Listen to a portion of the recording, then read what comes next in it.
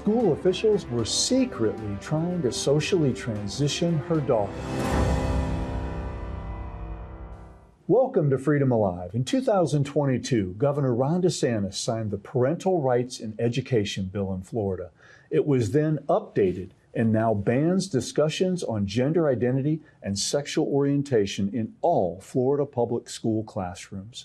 It also allows parents to sue school districts if the policy is violated. Our guest on this program, January Littlejohn, is a mom who was very instrumental in getting this law created and passed. It all started when the school tried to put a dangerous wedge between her and her daughter. I'm blessed to again be joined by co-host Matt Staver from Liberty Counsel. And Matt, this story with January Littlejohn is just another example. It takes one parent to make a huge difference. Yeah, it takes one parent to make a difference, and January certainly is that parent among many parents right now that are finding out what's going on in their public school. Certainly COVID revealed a lot of what was going on in the public schools, and consequently there's been a flood of people leaving the public schools for private and for homeschool. But they're also finding that there's this aggressive agenda to push the LGBTQ agenda and to hide that from the parents. There's over 1,000 school districts in America right now that have policies that tell the staff and the teachers that they have to lie to the parents about what's happening to their children in school. So, for example, if their daughter comes to school and wants to identify as a boy and they use different pronouns for that student and allow that student to use the boys' bathroom and so forth, they will not reveal that to the parent. Over 1,000 school districts, there's lawsuits going on. It's a very dangerous and damaging situation to try to act as though you know more and better how to raise your children than the parents do. This happened to January. When she found out about it, she stood up, and as a result, we have this law in Florida. A remarkable story. We cannot wait to bring it to you, but our Freedom Alert is next. Wisconsin court protects parental rights in pronoun case. Another victory for parents. A Wisconsin circuit judge ruled that a school allowing minor students to use pronouns inconsistent with their biological sex without parental consent violates the constitutional rights of parents. The Wisconsin case involved Kettle Moraine School District near Milwaukee, which supported a female minor student's desire to use a male name and pronouns despite the objection of her parents. The parents withdrew her from the school and got counseling for the daughter. She later said she was grateful she did not embrace this agenda. The attorneys also stated that the so-called affirmation of the girl that she received at school for being male really messed her up. Parents have the right to direct the upbringing of their children. Any school policy that violates that should be challenged.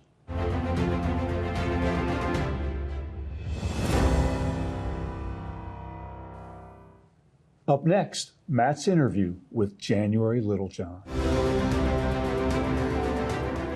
Our special guest is January Littlejohn, a mom who encountered an issue right in the heart of COVID in May of 2020 when her daughter told her that she thinks that she is a boy. She was attending the Deer Lake Middle School in Leon County, which is Tallahassee, the capital of the state of Florida. Welcome to Freedom Alive, January. I want to hear your story about how this began, because you not only had an issue that you weren't anticipating happening within your own public school, but when you found out about it, you made a difference. And as a result of that, a new law was passed in Florida, which we'll talk about later. But take us back to the beginning, this time in the height of COVID, when your daughter first had this communication with you. Sure. Well, thank you so much for having me on, Matt. At the height of COVID, as you mentioned, our daughter, who was 13 at the time, did come to my husband and I and tell us that she was feeling confused about her sex, that she no longer felt like a girl. And I do want to correct the record because, you know, so often when we hear the word transgender, we assume the child is identifying as the opposite sex.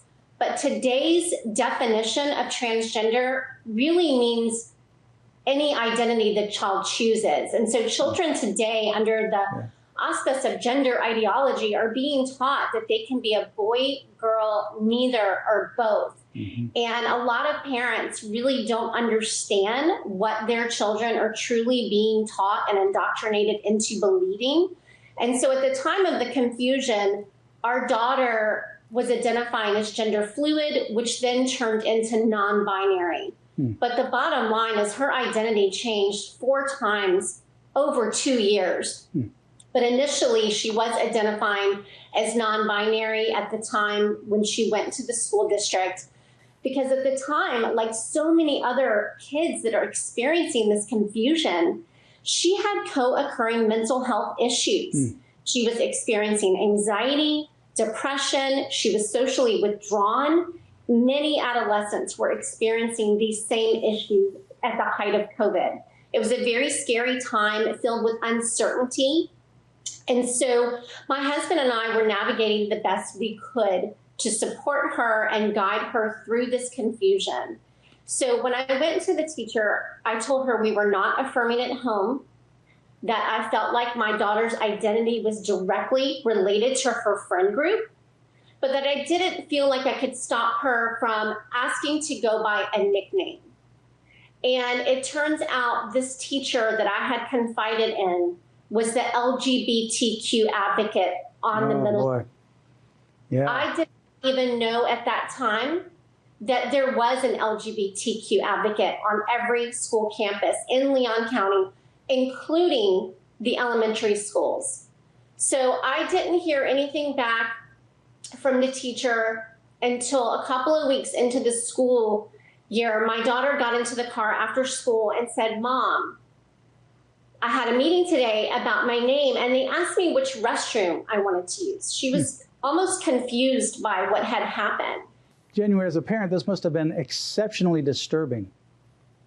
Yeah, frankly, I was shocked. I was confused as to how they had a meeting with my daughter without notifying me or inviting me to attend this meeting. I was greatly concerned about her safety.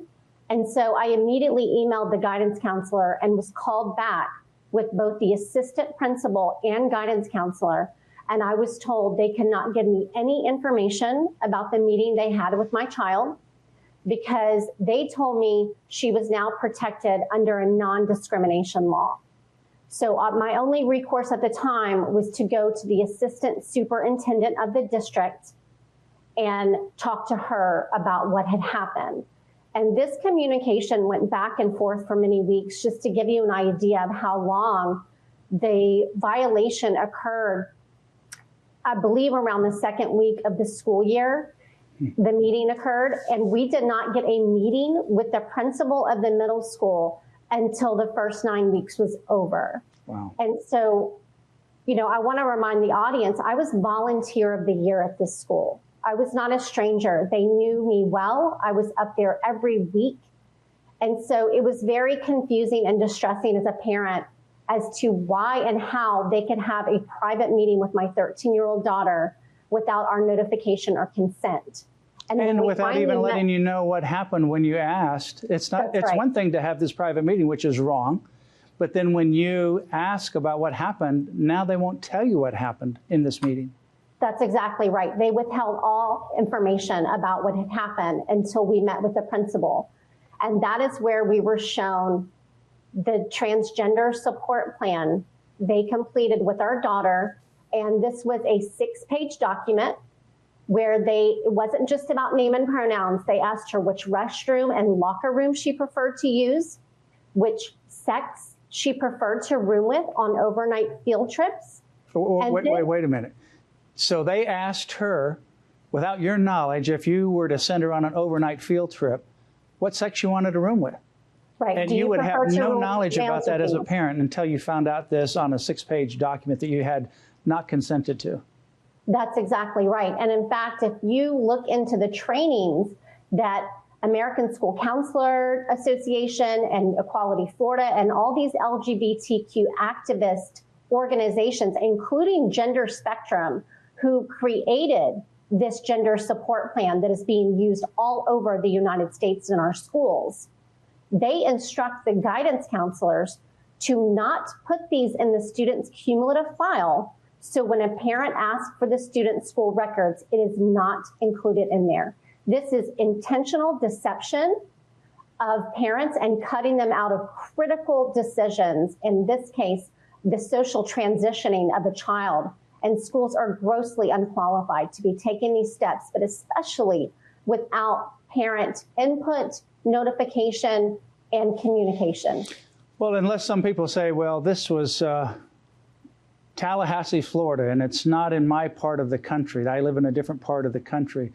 Let me just remind people, there's at least 1,064 school districts. When we're talking about districts, we're talking about K through 12. So 1,064 school districts that we know of that have policies very similar to what you're talking about that specifically tell the teachers and the staff to enter into these arrangements with these students and to lie to the parents and to hide that information from the parents. And in fact, in California, there's a lawsuit going on between the state of California and some local school districts that are saying, no, we can't do this. We have to advise and get consent from the parents. And the Attorney General of California is suing the local schools to not give information or receive consent of the parents. This is a systemic issue that you encountered in Tallahassee, Florida, that's happening all over the country in many, many school districts. That's exactly right. And in these support plans, you can look at them online on Gender Spectrum's website. At the end of these plans, it asks the minor child, how should we refer to you when speaking to your parents? Should we use your birth name and pronouns or your preferred name? And this is to completely deceive parents that these social transitions ever took place. So I have been contacted by parents who were the only ones in the dark that their child was experiencing distress over their sex. Some of these children, as I mentioned previously, have co-occurring mental health issues. Many of these girls have unresolved trauma. They have eating disorders. They have a history of self-harm, anxiety. And up to 40% of these girls that are involved in the social contagion are on the autism spectrum. Yeah. There is no safer person than a parent for their child. Parents know and love their children more than anyone else. And these policies are really destructive, not just to the child, but to the parent-child relationship, because it sends a very clear message that the parent is no longer safe and that their authority is no longer respected, needed, or wanted. And you have these underlying issues, and your daughter had different underlying issues as well. You said she had ADHD, she had some other depression, and you're right, all these other situations that we see around the country. There's these other kinds of mental health issues that these young people are dealing with of a wide variety. And one of the things that you mentioned, true, is also the 40% you said that are on the autism spectrum, and then the social contagion, kind of like the group pressure going along because it's a cool thing to happen in your school. All of those things are happening. The parents should know, but what they're doing is they're giving the false impression that if you just go into this make-believe world that you can be the opposite sex, neither sex, both sex, whatever, a combination of whatever you create, then everything will be okay. While the underlying issue doesn't get resolved, and in fact is complicated and make more problematic, all of which then you have this dual life where at home they're living one thing, and then as soon as you drop them off at the school, they're living a completely separate life. Back and forth every day. That is really problematic. What else did you discover, and what did you do about this once you found out this was happening with your daughter? Well, so we were already struggling to understand what was happening with our daughter. We were watching her mental health deteriorate in real time. And after the school socially transitioned her, which by the way, social transition is not a neutral act that schools are doing. This is a medical psychosocial intervention, and it is the first step toward medical transition. Yeah. And so the issue that we were experiencing with our daughter was then compounded by what the school did, because in her mind, everybody was, quote unquote, affirming this identity except for us, her parents. And it honestly at times felt like we were in the twilight zone, because when you pull back the curtain from what they call gender affirming care, and you realize that they are sterilizing these children and they are destroying their future sexual functioning by putting them on these puberty blockers and then cross-sex hormones. Girls as young as 12 and 13 are getting double mastectomies. They are cutting off the healthy breast of our daughters. And so it honestly felt like everybody was cheering our daughter along this path of self-harm, and we were the only ones trying to keep her tethered to biological reality and help her grow comfortable in the body of which she was born. And what we realized is what they really affirmed was her self-hatred. And that is what the most tragic part of all of this is in any other mental health issue that involves a distorted view of your body, like anorexia or body dysmorphia. We don't affirm those delusions. We help that person feel comfortable in their body and understand reality. But in this one issue, mental health counselors and our medical community has been hijacked by ideology over science and evidence. And it is very, very concerning to how we got here. There's a case that just recently came out of Wisconsin, out of the Kettle Moraine School, and same kind of situation that you encountered there. But the judge, fortunately, ruled with the parents against the school and said exactly what you just said. This is a medical issue. That's right. If there's some kind of medical intervention, the parent has to consent. What this is medical and mental health, where they're trying to interfere with that and not allow the parent to have a say. But in every other area of mental or medical, the parent has the right and the duty to consent and agree and be fully informed. So this is a great decision that came out of it. I hope there's many, many more like this. But your particular case, you turned it from not only a personal situation, but you also then got involved, being right there in Tallahassee, you testified regarding a bill that Governor Ron DeSantis signed called the Parental Rights in Education Bill. Tell us about that, and what does this bill do? Sure. So after a year of going back and forth with the district, me falsely believing that they were going to listen to the evidence that I had given them about this being a social contagion and not in the best interest of children and the parent-child relationship, we did end up filing a federal lawsuit against the school district. That lawsuit was dismissed in December of 2022, and now we are appealing that decision.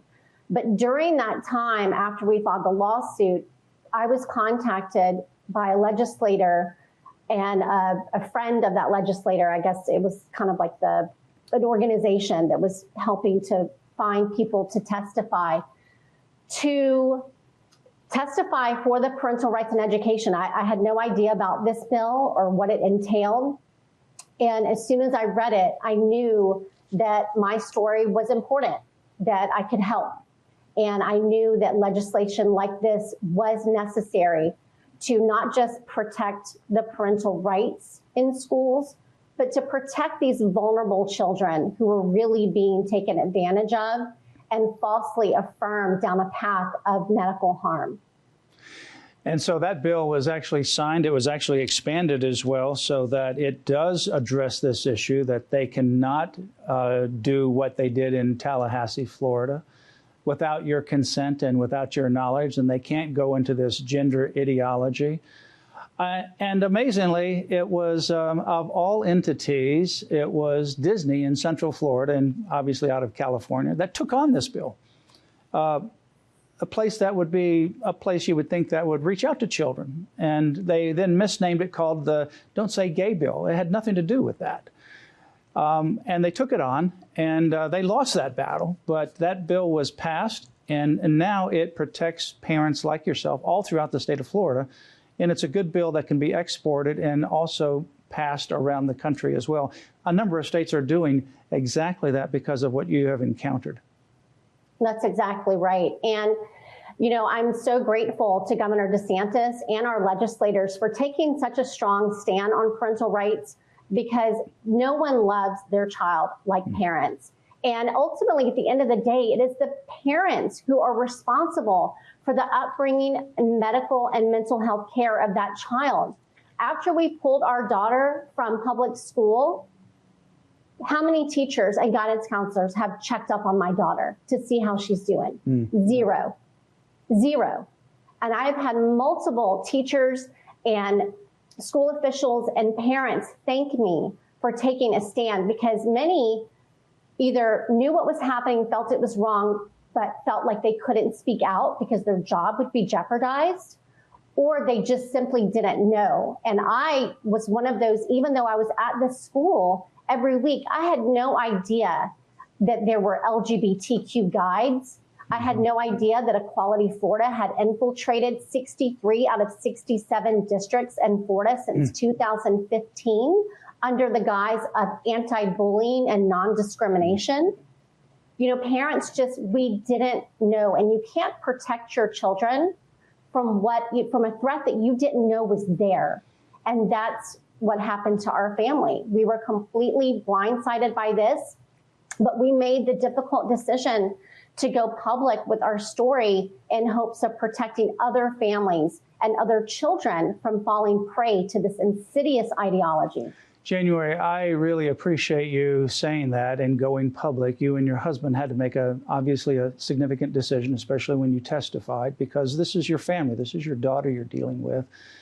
And it's a serious issue that you're dealing with, or have done situations where you had to deal with in your family. But then you went public, and as a result of your stand, because of your personal involvement and your knowledge, every parent now in Florida, they're all protected by this bill. But not just the parents, the children as well. I mean, there's a doctor down in Miami, Florida.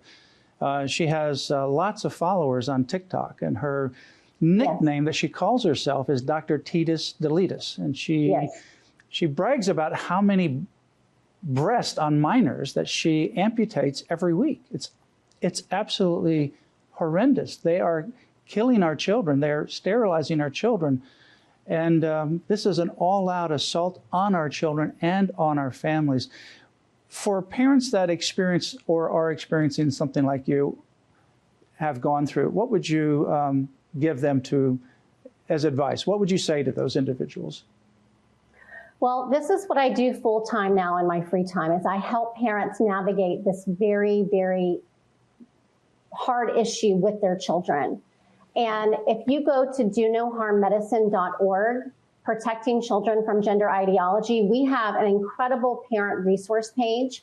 Because back in 2020, when I would research this, and by the way, for your audience, I am a licensed mental health counselor, and I was not aware of the explosion of teenagers suddenly declaring transgender identities until this happened to our family. And so my call to action for families is to get educated. Do not think that your family is immune to this.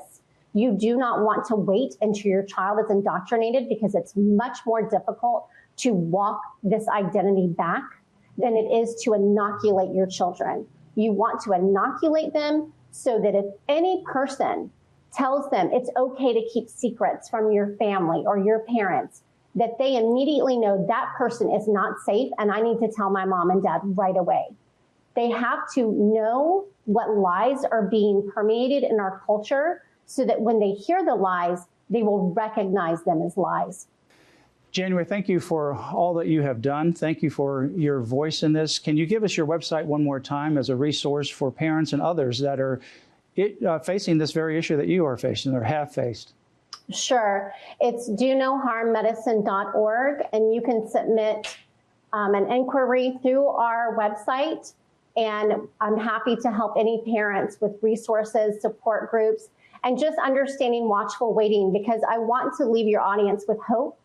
After 3 years, my daughter is free from any sex confusion, and she is on a path to self-love. And that's really, at the end of the day, what we want for these children, to be able to grow into adulthood with their bodies whole and intact and their brains fully mature before they make any kind of irreversible decisions. And I want to emphasize that, too, because of your involvement now, your daughter is on a good path. And had you not gotten involved, had you not known early enough, who knows where she would be. So January, thank you for being a loving, caring, activist parent that has made a difference, and thank you for helping so many people around the country. Thank you so much for having me on, Matt. God bless you. God bless. Thanks. Matt, this was a fantastic interview. I'm reminded with January the power of one individual when they get equipped and take action. And she emerges from this chaotic, crazy situation where she felt powerless, but she emerged from that with clarity and took decisive steps. Don't ever underestimate the power of a mother. Yeah. And that's what you have here is a mother. Of course, her husband, father, got involved as well. But this is a woman who, just like all parents, they, as she said, they know their child better and they love their child more than anybody in that school. How many people have had follow-up calls to find out how January's daughter is doing? None. They know best about their children.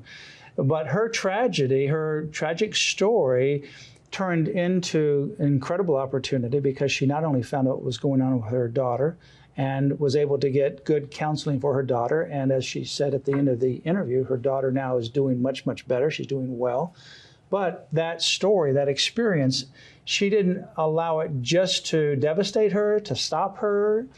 She used that story to make a difference not only in her child's life, but also in the lives of parents around Florida and children around Florida, and not just parents and children around Florida, because that particular law that was passed in Florida got a lot of international news, thanks in part to Disney's ridiculous opposition to it. And they took a beating for doing that. But because they were opposed to it, that law became well known around the world. And that particular law now is being used as a model and being passed in many other states around the country. Yes. Well, for those of you at home, I just think of our role as parents and grandparents. It's easy to see from this example that we have to get involved. We have to get involved to protect our children in these situations from intentional deception and so much evil. So please have courage, get involved, make yourself available for God to use you in a similar sense. In closing, remember Galatians 5, verse 1, which says, "It was for freedom that Christ set us free. Therefore, keep standing firm and do not be subject again to a yoke of slavery." Our freedom is a gift from our Creator. We must never forget that and always protect it. So join us here next time where you'll hear victories as well as ways you can stand up for your priceless freedom. Join us again for Freedom Alive.